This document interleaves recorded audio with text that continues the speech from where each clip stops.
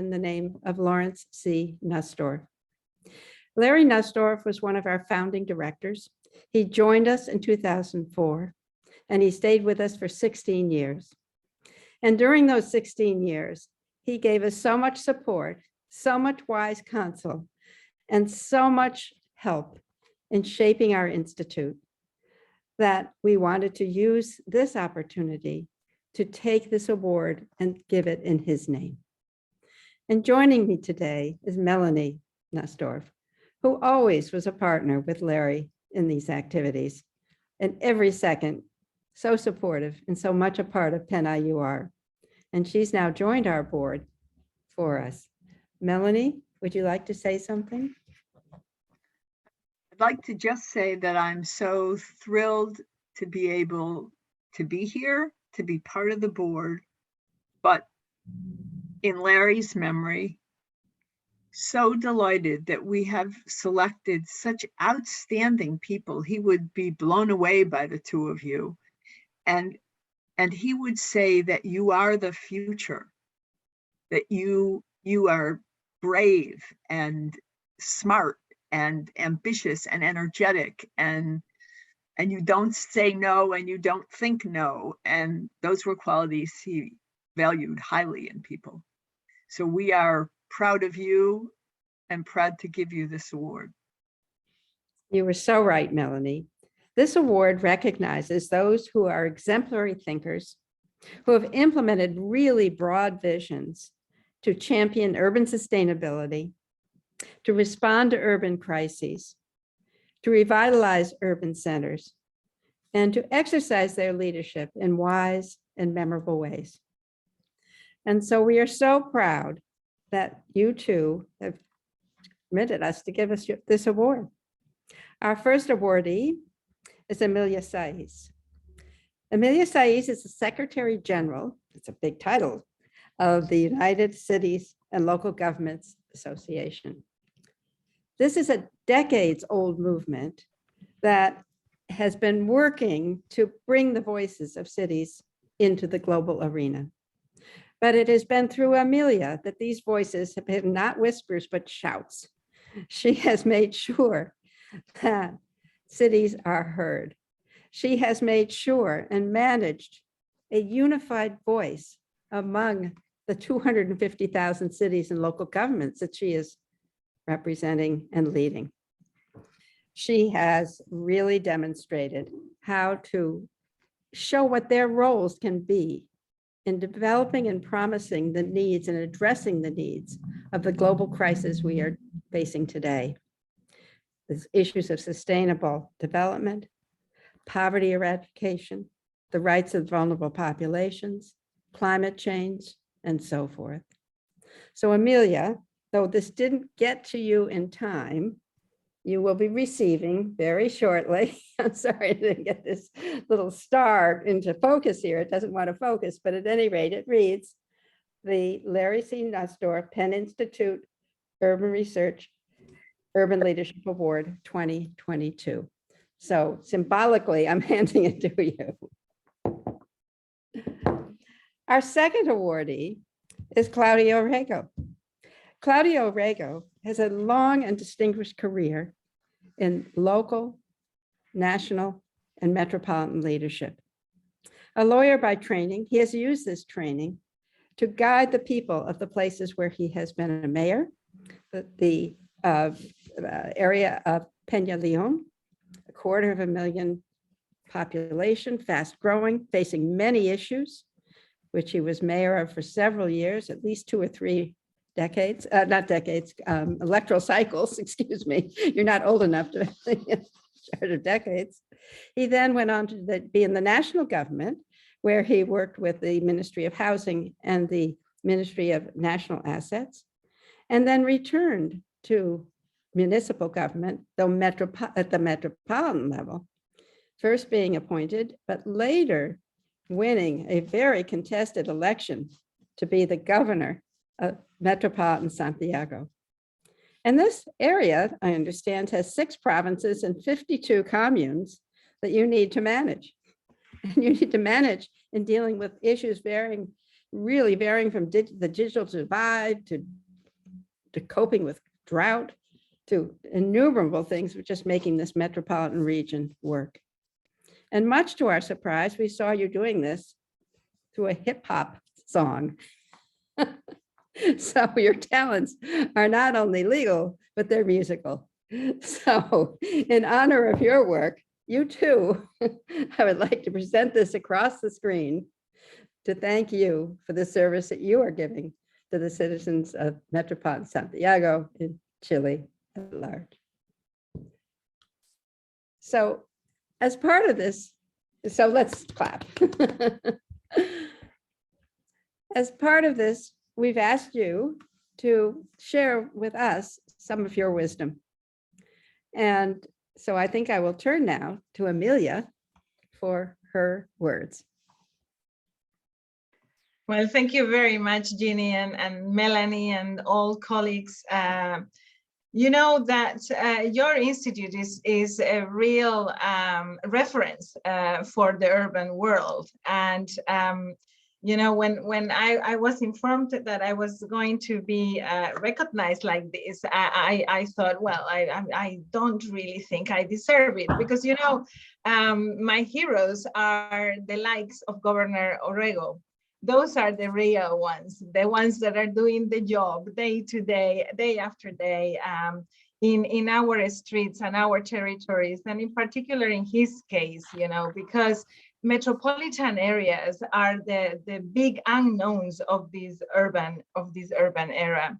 I truly believe that it is by acknowledging me, you are acknowledging not only a century-old movement, not decades old, but centuries old, founded in 1913. But also the efforts of those heroes that are working day in, day out for service delivery all over the world. I was thinking when I was preparing for these words, how different my inputs might have been a couple of months ago, before peace was challenged in our world in the way that is being challenged today. Not because we had an absence of war before these few months. On the contrary, war is a continuum in our world, but because it's shaking some of the foundations of the universal development agendas that we have agreed with a lot of hope and aspirations in 2015.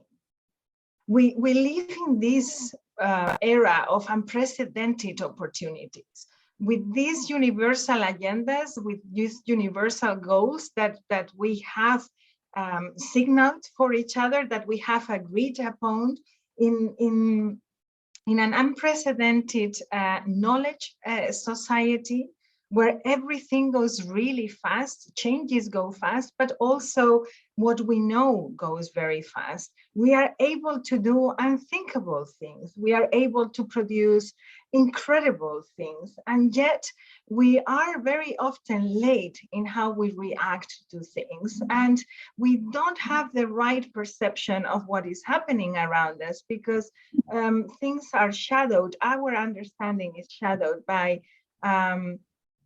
how to survive, actually, and by interests that might not always be the common interest. And this is very relevant for the constituency I represent, that I have decided to work for local governments, for the mayors and the governors, because they are, as no other sphere of government, faced with the challenges of the local level, of the neighborhoods, but also the world's challenges. When mayors and governors say to me that the situations are too difficult and they have no time for the abstract thinking of the international level, I always say to them, you know, you are wrong, because actually you will not be able to defend the interests, to portray the expectations of your community if you are not active at international level, if you don't contribute to shaping the international agenda. The international agenda and the local realities are fully intertwined, and we have been wrong to think that this was not that this was not the case. And this is why I think that the work at local and regional government level can actually transform societies. I am trying to push our membership at United Cities and local governments to carry the findings that they are doing every day at local level through service delivery, through being innovative, through singing their policies around. I am trying to convince them to bring those solutions to the international agenda, and to make sure that that international agenda is shaped not by the macro interest of national governments, but by the dreams and aspirations of the people. The role of local and regional governments is more than ever before, not actually only implementing agendas or providing technical solutions, but acting as a true political actor that can galvanize views. And in order to do this, it is from the local level that we will need to promote a different type of social contract, a renewed social contract, which we call a new pact for the future, for planet, for people, and for government, that puts care at the center and does not see everything as a commodity. If you start dealing with things as care and not as commodities, we will be able to change the way we relate to nature and not be an abstractive system.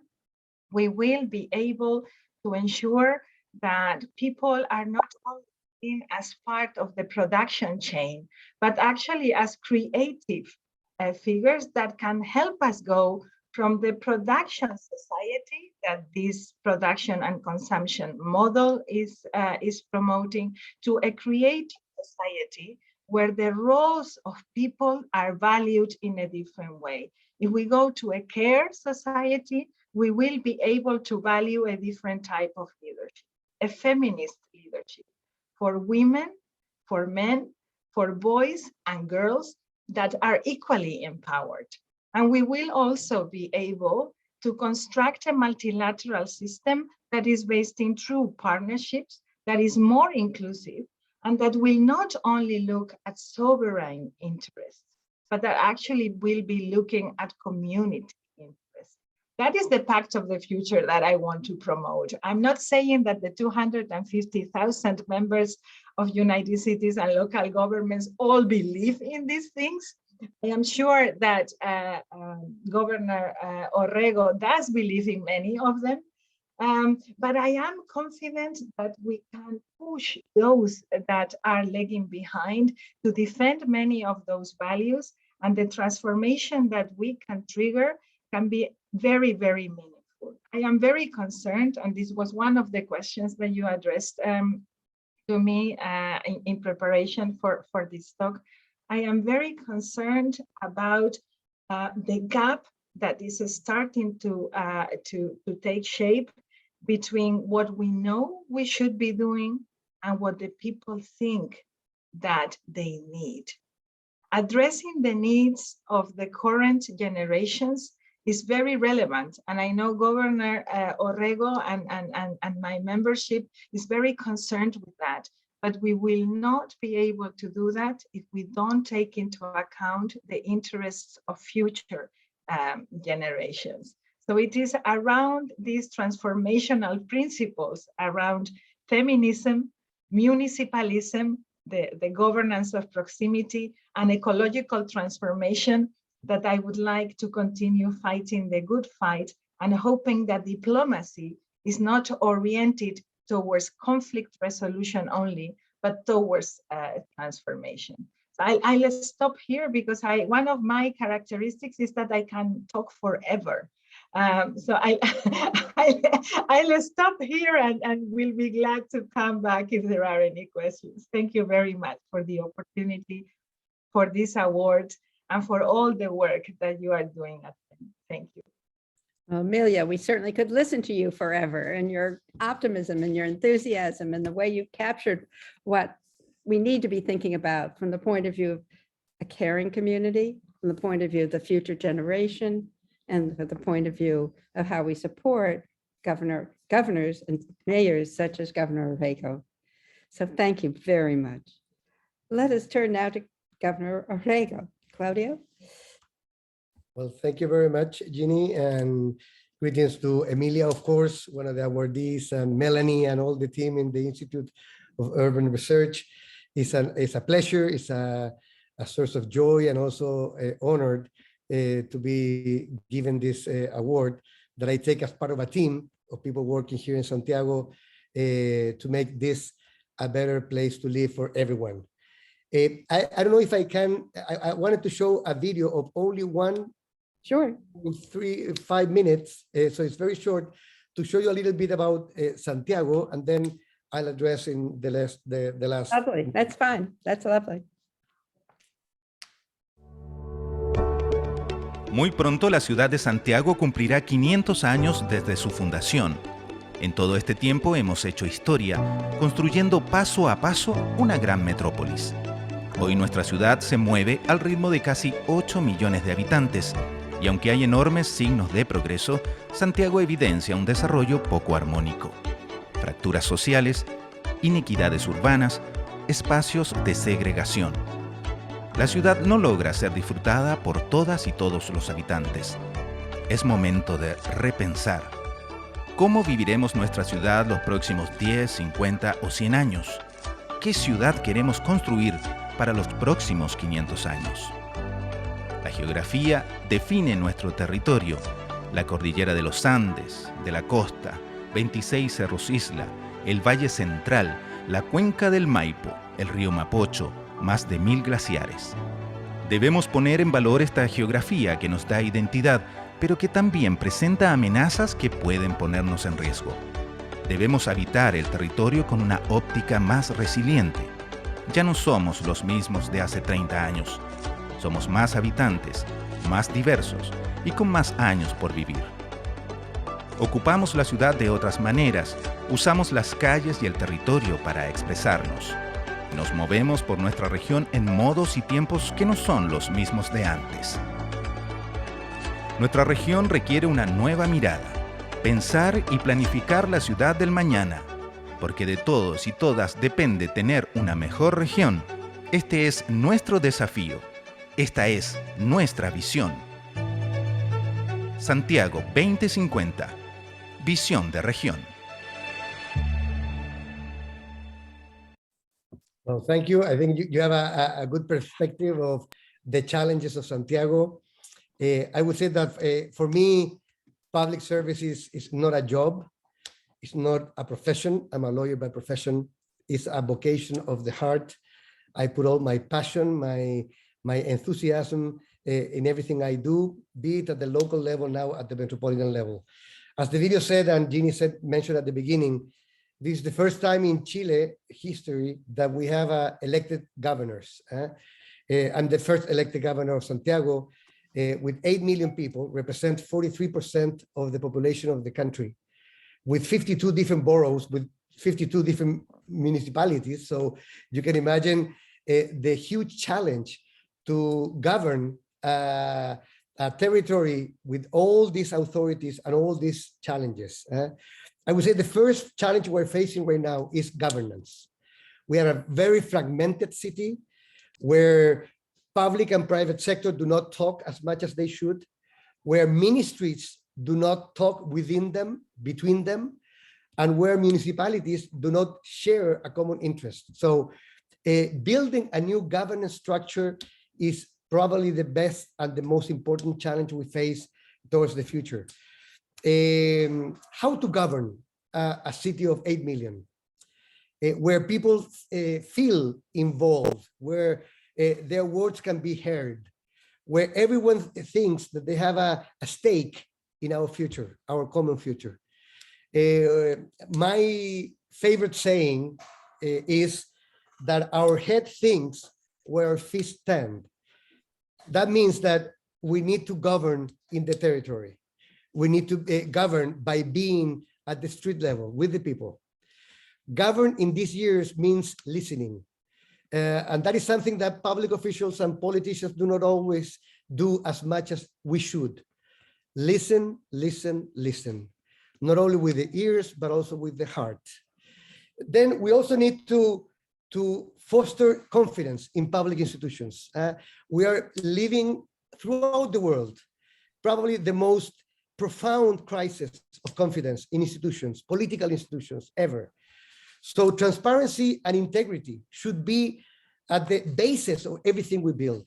As crystal clear, everything we use, every penny we spend, should be accountable towards the people. We need everyone.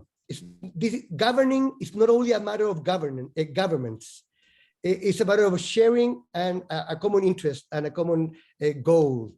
So for us, building alliances between public and private sector, building alliances with universities, with international communities, with other cities around the world, and of course with the organized community is part of our daily day job. But it's not only the fragmented city and the governance that we are facing as a challenge. We need to reinvent the way in which we mobilize in our cities.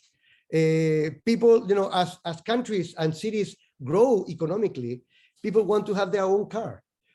And more sooner than later, people face themselves in their cars in the midst of a congestion that they cannot move throughout the city. So what is the role of public transport, of more sustainable mobility, bicycles, trains, even walkable cities? I remember Enrique Gil Peñalosa, that he always mentioned that a human city and a good city for living, he called it the 880 city, where children of 8 years old and adults of 80 years old feel safe in the city. So building a mobility that is sustainable for the future is also one of our challenges. Third, I would say safety and security. As in many, many cities around the world, not only in the developing world, but also in the developed world, violence, violent crime, drug trafficking, the use of weapons has increased dramatically in the past. So we need to have not only a gun control system, I know this is a very challenging topic in the US, but we also are facing the same challenges here. But then we need to educate the young people, the children, in nonviolent resolution of conflicts. We need to have a more peace culture, peace-oriented culture, and also a more comprehensive strategy for combating crime. I always say there's nothing cheaper, economically speaking, financially speaking, than keeping kids at schools. We spend millions of dollars in jails, in a judicial system, in police systems. But if we were able to keep every single kid at school, we probably will have to spend less money in policing and in the jail system. So we're building a comprehensive strategy that is both preventive and also persecutory for crime, especially violent crime in Santiago. And then we have inequality. As I show in the video, Santiago, I love my city, really. I love my country and my region. And we have the mountains. We have such wonderful both places to stay and events to participate in. But then at the same time, I have to acknowledge that by having walked these 52 boroughs of Santiago, that we don't have the same level and quality of life for everyone. Inequality is part of our wounds. And even if I'm willing to value all the assets that we have as a city, we have to face also the dark side, which is inequality. A sustainable democracy, a peaceful democracy needs higher levels of equality. And I would say that the most important shortcut for inequality in society is precisely urban equality. You cannot change the educational or job structure of a country or a city in 4 years, but you can change the way people live in a city in 4 years. Building parks, building more sustainable streets, having health accessible to everyone in different corners of the city. Those are the things that we're doing right now. always with the idea that people are first. And if it's not for everyone, it might not be for anyone. So we need to bridge that social gap and urban gap in our city. And that goes not only for, mobility or parks, but also for, connectivity. The pandemic showed us that one of the worst gaps, social gaps, inequalities, is the access to internet. People couldn't go to school for 2 years. People couldn't work, couldn't do some, services from both banks or public sector, because they were living in what we call in Santiago red zones without bandwidth of internet. So now we're understanding the connectivity also as a basic utility that we need to provide and guarantee to everyone. And last but not least, as you see, we have very little challenges that keep us very, very busy 24 hours a day. But the last but not least is the environmental challenge. Climate change came and will stay with us. It's not a fake news. Chile and Santiago is a very vulnerable city. We have a hydrate risk, which is very extremely difficult to confront. 80% of our water for human consumption, but also for agriculture and industry, comes from our glaciers and our rivers. Unfortunately, we have had a drought for 12, this is the 13th year, consecutive drought year. I was up in the mountains during the weekend. Our glaciers are evaporating. So we need to have a hydric revolution in Santiago. We need to move from a culture of abundance of water to a culture of scarcity of water. We have been following what has been done in Australia, in California, in Israel, a very small country in the middle of the desert, where they were able to go from a scarce water country to a surplus water country. How? With a plan where everyone had their own role. We have common responsibility, both business and public sector, both citizens and agriculture, to save money, to save water, both at the corporate level, but also at the household level, to invest in infrastructure, to put technology, to monitor, to fiscalize. So we're in the process. We just declared, when I took office 8 months ago, the climate emergency situation for the city. We just delivered a couple of years ago. I was interviewed by the New York Times actually yesterday, because for the first time in 481 years of our city, we have a plan for the lack of water. We never thought of that hypothesis before. And now we're preparing what will happen when we don't have enough water for human consumption, probably by the end of this year. But then tomorrow, we are summoning private companies, government officials, community, universities,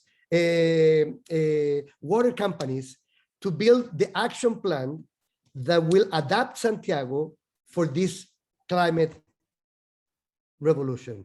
We cannot make rain happen, but we can prepare when we don't have enough water.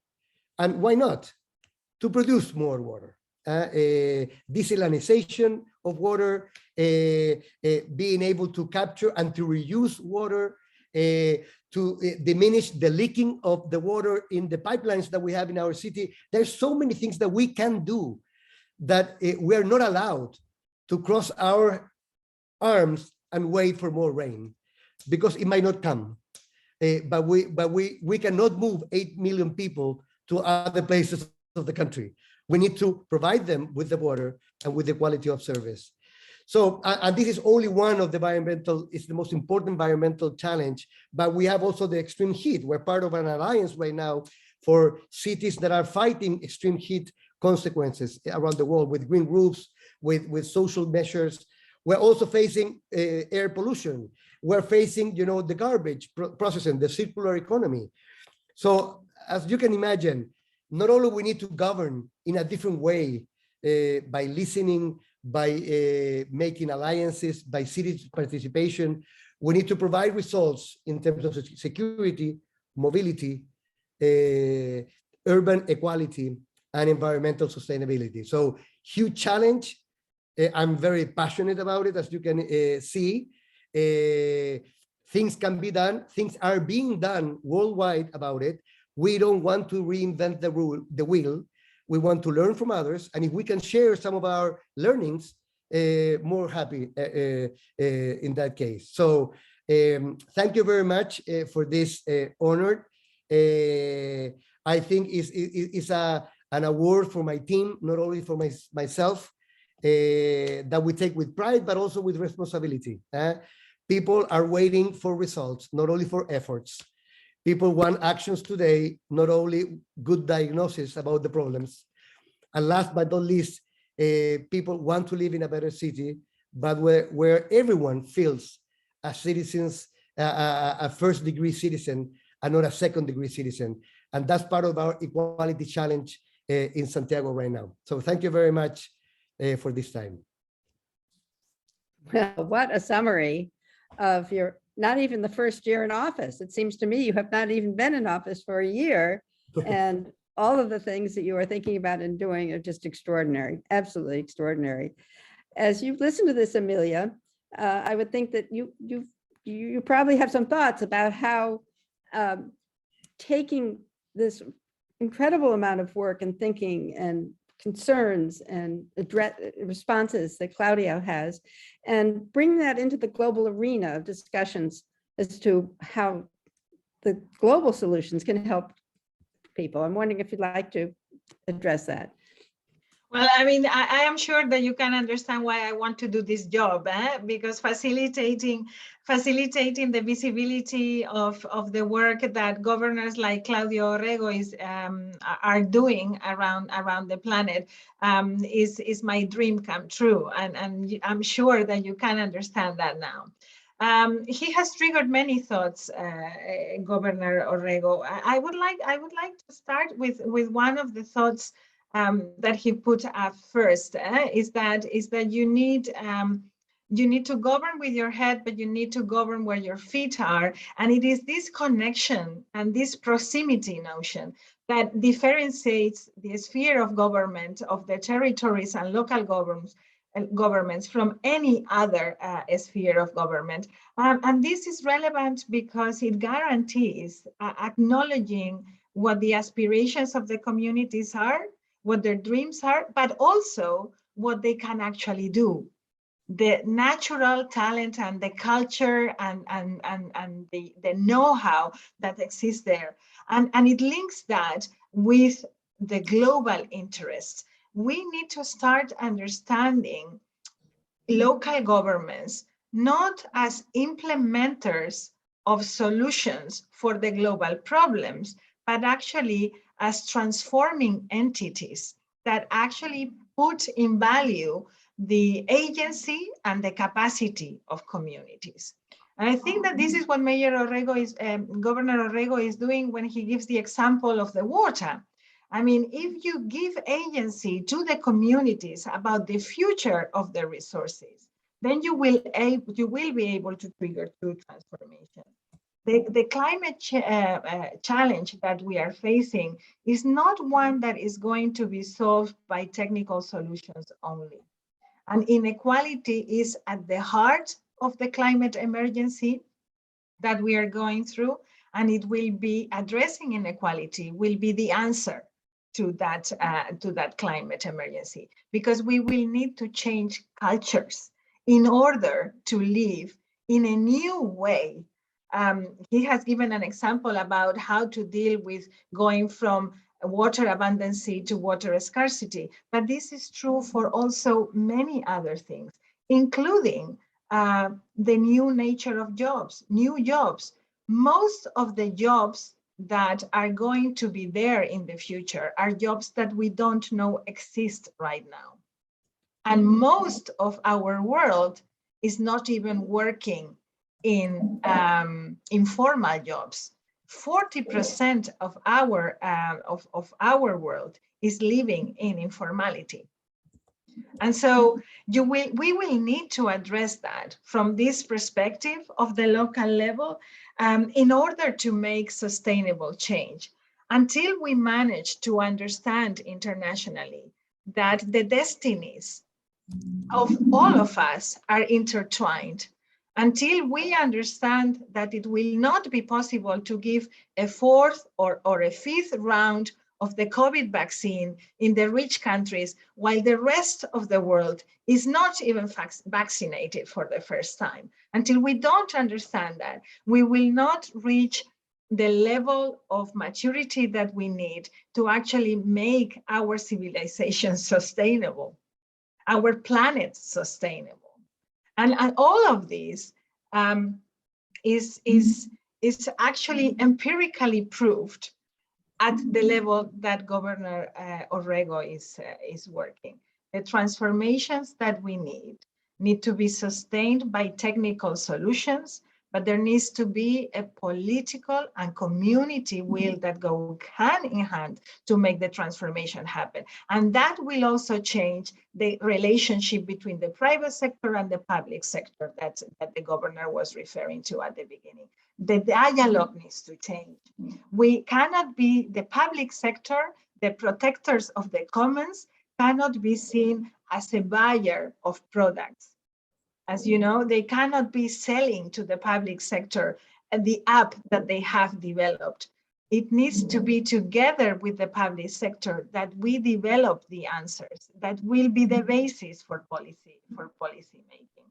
But inequality and addressing inequality will be very much at the heart of any solution, including climate emergency. And this is why I would like to, and I am encouraging our members to look at the global agendas as one single universal agendas, not splitting them in sectors.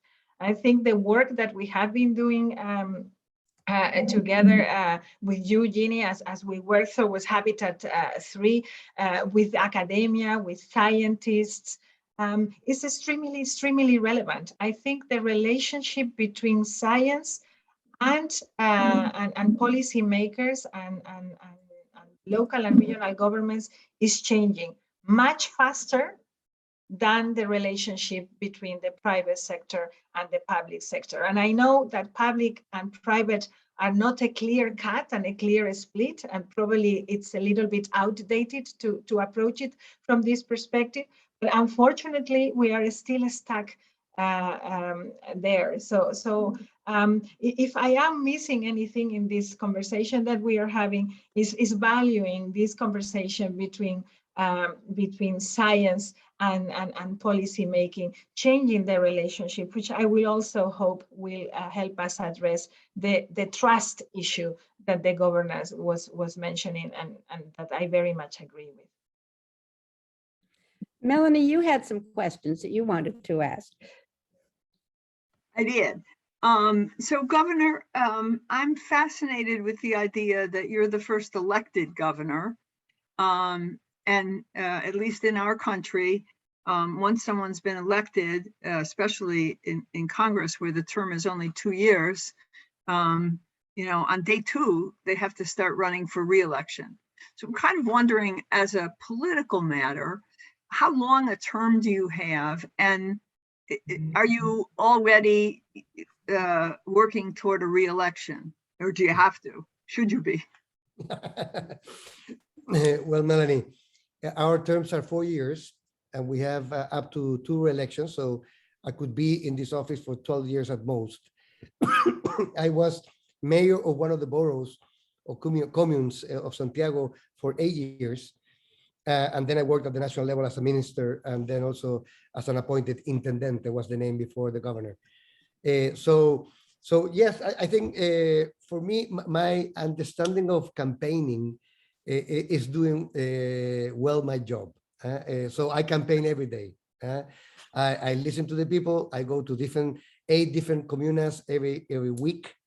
I have audiences for people, normal people. Not only can be a businessman. So I'm taking advantage of Zoom right now, so they can be short, and I can hear more people every week. I meet with the 52 mayors. I also have 34 councillors, regional councillors that are also elected, and they're my governing body as well. So I have to listen a lot. I also have to meditate a lot, because if not, I'll get crazy. So I also have self-care as a governor. I do sports. I come running and biking to the office every day, so I can have my mental health in a good shape. But it's different, because I mean, this is new. People are not necessarily aware of the competence. We are in the process in Chile of transferring central government powers towards the regions and the local government. So as we speak, we're drafting a new constitution. We are transferring competences from the ministries to the regional governments. And even if I don't have the legal powers, for example, for this protocol for the water emergency of Santiago, only using my political legitimacy, I summoned to my office all the regulatory bodies of the country to tell them that they needed to design this protocol or this emergency plan. And they came. And tomorrow I'm calling all the business people and the ministries and the civil society, and they will come. I don't have legal powers. It's not that I can force them to come. They're not my subordinates. But as you can see, governing is about, convoking people, to calling up people, to building alliances. Sometimes they need to be, I would say, institutionalized in legal powers and formal institutions, but more often that you will think of, they can be managed, and things can happen, and you can make change without even those legal powers, as we are facing right now. So we are in a time of change, very fast change, but the direction of the change is less power at the central level, more power in the regions and the localities.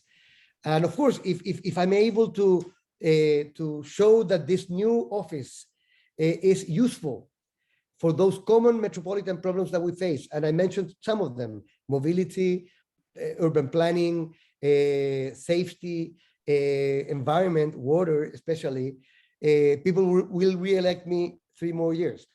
If I'm not able to show them in actual facts the importance of this office and how much effort that we have put into the job, they will not re-elect me. So as democracy, but I'm willing to take that risk because I love what I do. And the most important compliment that I receive, I receive a lot of hate, of course, as you can imagine, a lot of distrust, and a lot of frustration. But what the compliment I love the most is when people tell me, we can really see that you love what you do. And that is really true. Do you control the budget of all the mayors and heads of the boroughs that report to you? And do you have a draw on resources so that they can come to you and get additional funds to, for example, fix up a park or clean up an area? They have, we're in a process of building this new institutionality. So this is changing by the day. But as of now, you have municipalities with their own budgets. Because we're a very unequal city, you have boroughs that are like, I don't know, Denmark, Copenhagen, Vienna, high level of quality of everything, infrastructure, parks, services, and then you have more poor boroughs where they have very little money and where they're facing, problems that any African city in a poor country in Africa are facing. So we have a budget at the regional level, and we use it to invest in a more equal way. I put the priorities. For example, parks are one of my priorities, bike lanes, health, especially mental health infrastructure, programs that are focused in those areas that have more problems, help to build a community safety network with, you know, video cameras and safety instruments at the community level, and those things we administer. So, as I would say, when you are a very poor comuna, you would like to be in a very good relationship with the governor. If you are a very rich comuna, you can present the governor. However, that's my ability to make them realize that it is in their best interest to close the social gap, that there are topics in the city that cannot be fixed comuna by comuna or borough by borough. For example, safety. You are a very rich borough and you have a lot of, you know, burglary or crime, but the crime and the criminals come from another different comuna. So unless we face it in a more comprehensive way, the same with transport. Transport does not recognize the limit, the administrative limit of one borough to the other, or water. So I think we have been able in this relationship, in this building relationship, trying to understand that at the metropolitan government level is a new level and that is necessary. This is not about taking power out of the mayors, but more taking power out of the central government. And it's not about intruding their competencies at the local level, but rather building a common agenda for the whole metropolitan area. And one of the things that I like, because I've been a university professor as well myself, and I study metropolitan areas. And one of the things I discover is that those metropolitan areas that have better governance structures that are able to overcome the fragmentation, grow more economically and are more equal socially. So it's interesting because we're building a new layer of government in Chile, especially in Santiago, that I think will make a more faster road to urban equality than if we maintain the central or fragmented approach. Thank you. So Amelia, you just heard Governor Orrego talk about new institutions within his country. You're working on new institutions for the world. Would you like to talk about how you're thinking that the voice of cities could be more integrated in the 21st century than they were in the 20th century into the world institutions? Yeah, you know, our movement comes from the peace movement. The first conference of our movement took place in 1913. It was during the exhibition, the World Exhibition in Belgium. And it was just 1 year before the break of the First World War. Europe thought that they had overcome the possibilities of war at that moment, and there was an explosion of joy. The exhibition was taking place, and the peace movement thought that local and regional governments, cities around the world could actually be the alternative of government, that they needed to come together, going a little bit from what our colleague Aram Revi calls from an international to an inter-urban system. Even at that moment in 1913, they were thinking in this way. And then a year later, the war happened, and then all the interest went back to those sovereign notions of protecting borders, etc. I have to say, Ginny, unfortunately, this is what is happening right now. The world had discovered cities, as I call it. They have not discovered metropolitan areas yet, Governor. They have not discovered the intermediary governance and territories. They have discovered cities. The international community has discovered cities, and they have discovered cities when they realize that there is the national level cannot address the challenges that we are having alone. But they have they are very protective of their own environment, and they are only allowing cities to come into, and I stress cities because we are having difficulties explaining to the international system what territories are, such as the ones that you are shaping and that you are shaping now. They are very protective, and they don't really want to acknowledge the political role that you have. The description that the governor is giving about his lack of competencies, but his capacity, his legitimate capacity to galvanize efforts around topics that he might not have competencies around, is something that we are defending very intensively, to be part and to be taken into account in the way that our multilateral system is deliberating. We are asking mayors and governors to sit at the global table at the United Nations to ensure that they are consulted and they are part and parcel of shaping the agendas that are going to be affecting the communities. And we do not think that this is contradicting national governments. We think it's complementing national governments, because actually, subsidiarity, the fact that the closest level to those affected by decisions should be the one responsible for those decisions and should have the competencies, subsidiarity goes both ways. And so what we are asking from the United Nations, but also from the Bretton Woods organizations, is to actually do a separate chamber for local and regional governments to represent their interests and detach from the domestic affairs. I want Governor Claudio Orrego to come to the United Nations, not representing Santiago, but actually representing the notion of a shifting leadership that looks at the territorial approach in decision-making, building on his experiences in Santiago. And I would like him to sit there and to have very good conversations with their national delegation, but separate from their national delegation, having a differentiated opinion, complementary opinion for shaping the global agenda. That's what we are asking for.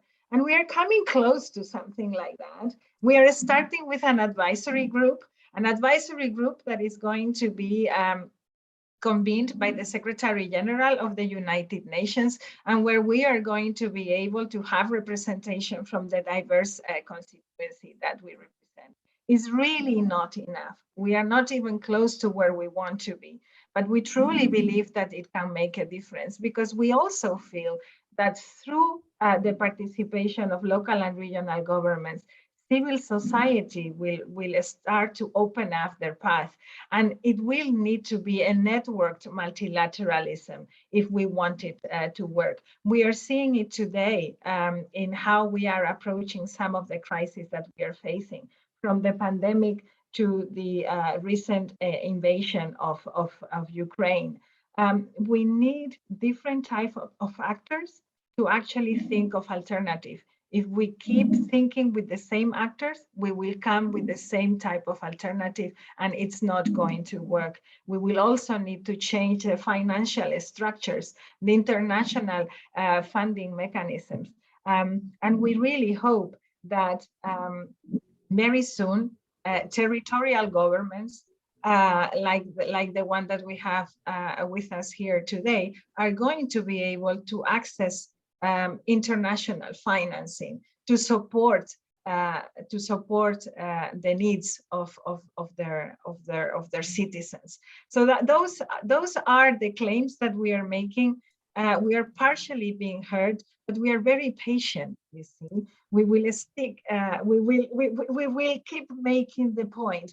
And the other thing is, if we are smart enough, and we are persistent enough, and we are transparent enough, because trust is something that you gain, that you need to conquer. If we are transparent enough, and if we don't pretend to reproduce at local and regional level what the member states, the national states are doing, we will be able to create a multilateralism that is more interesting than those of national governments. What our aspiration as global organization is for civil society, for the private sector to come to our table. Once that we are all seated together, the member states will come knocking at our door. It is our hope that it will happen. I might not see it, but I better make sure that others will follow and carry the torch. Well, I think you have a model with Governor Orrego, bringing all the people together around water. And as you were talking, I was thinking about the United Nations and its trustee council, which is no longer needed. There's a nice room that you could meet in. You could change, give them a new function. As you heard that description, Governor Orrego, what did you think? Is that something that you think is, I know you're involved very locally and worrying about local problems. And now you've got Amelia saying you've got to come to New York and be at the UN.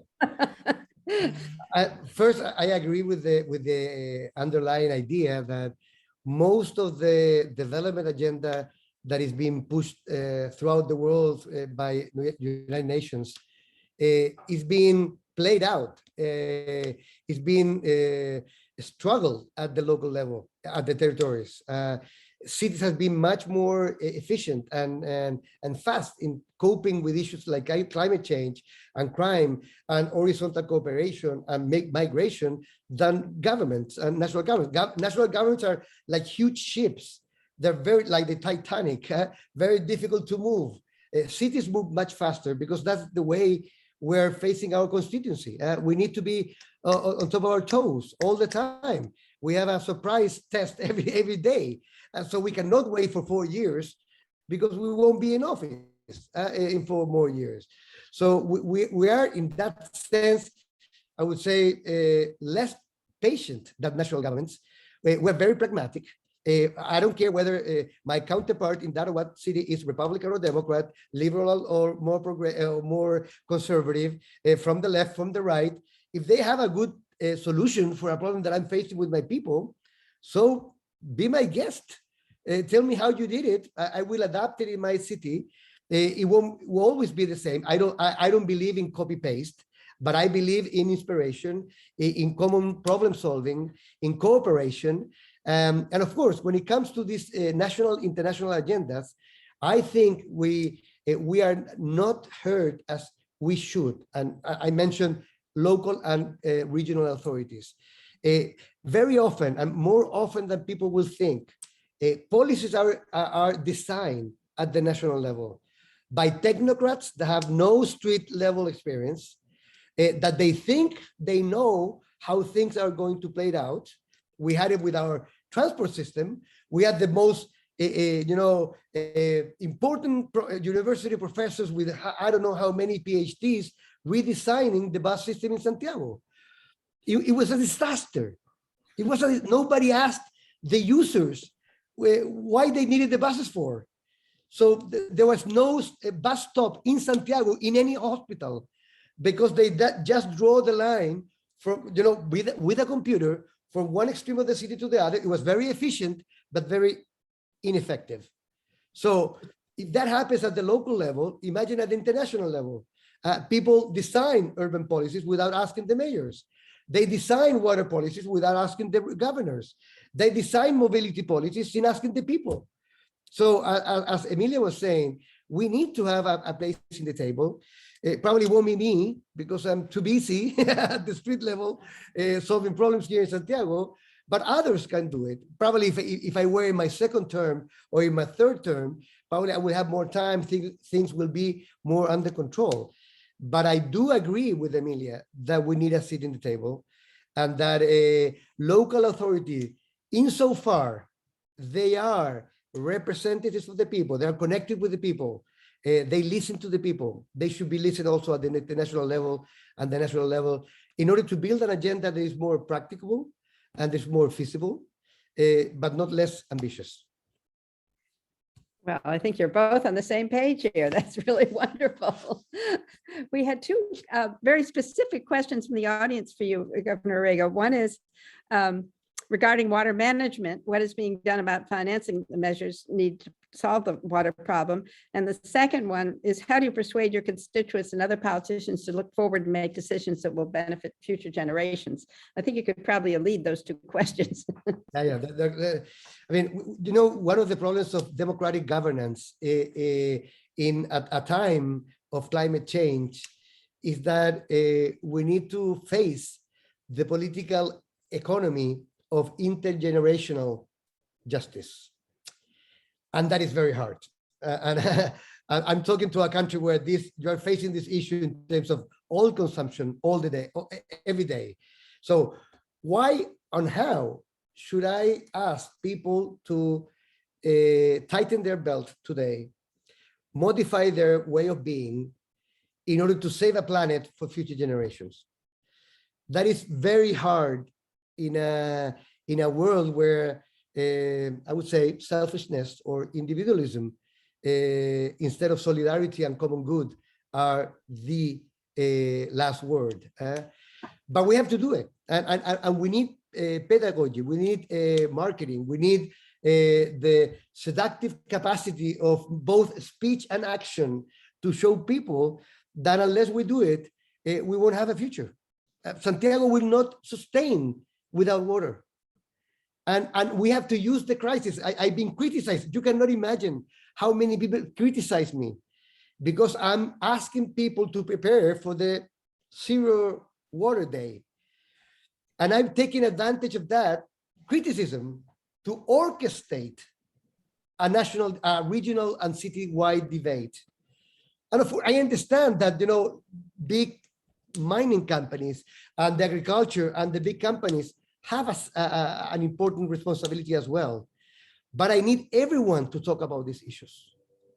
And I think we're doing it. And people are, you know, I use a lot of social media. So by the day, I get thousands of people, denounces of this municipality wasting water, this company wasting water, people promoting good practices in terms of how can we save water. You can have whatever idea you want personally about Israel and whatever policy they're facing there, but everyone recognizes that they did it in terms of water. So even in a very politicized world, you are asking people to say, you know, let's go and learn. We just had an international forum with the, I would say, chief water officer of Israel. I mean, everyone was connected because they know that we have to learn, and we cannot we don't have the money nor the time to reinvent the wheel. If someone already did something useful, we need to copy it or adapt it to the Chilean reality. So I would say it's not without challenges and political discussion, Jenny. People resist change, both in the public sector, in the private sector, and at the social level. But people are not stupid. They understand when you are speaking with the truth. I'm not saying easy words to the people. I'm telling them to look up directly to the truth that we might run out of water in Santiago, as Cape Cod did, you know, some years ago. And unless we're able to face it and change everyone, of course, in a very equal way, where the most powerful have more responsibilities. State, the public sector, the business community have high responsibilities. But everyone has this is an ethical question. It's not only a political one, it's an ethical question. And believe me, we need to reconnect politics and ethics and economic development. Unless we do that, none of the issues of the economic and human agenda at the international level will be faced correctly at the local level. And that's the challenge we have. We need to be creative. We need to be seductive. We need to be build alliances and connect people in terms of this. And hopefully we'll have a majority, a critical mass in order to make change happen in our cities, our regions, our countries, and our world. This has been an unbelievable session. We have Amelia, who is doing this at the global level and dealing with these crises and issues. And we have you doing this around a crisis that's very tangible. We can see how close you are connected in the work that you're doing and how very honored you are, or we are, that you've accepted our award. I'd like Melanie to close the meeting. So first, I want to add my thanks to you, Governor, and to you, Amelia, for coming today, for being so provocative and so interesting and giving us all a lot to think about. You really are leaders, not just of cities, but of the world. And we are all in your debt. I know Larry would be so pleased to see where you're going and to take the ride with you, as are all of us on the board. And we look forward to all you will accomplish. So thank you so much. We're very grateful to you. Thank you. Thank you. Thank you again. And your little star will be in the mail. Thank you. But Thank you very much. And Jenny, if I may add, I would love to meet you guys. Unfortunately, we couldn't fly for this event, but hopefully in the near future, we can meet, hug, and have a cup of coffee or a glass of wine, Chilean wine maybe, to celebrate not only the prize, but also your testimony in the Institute, that I think is a light for all of us who are working at the grassroots level. Well, we intend to have both of you come to campus. Yes, So I again. look very much forward to doing that. And who knows, if Governor Orrego cannot come to the United Nations, we might have the United Nations come to Governor Orrego.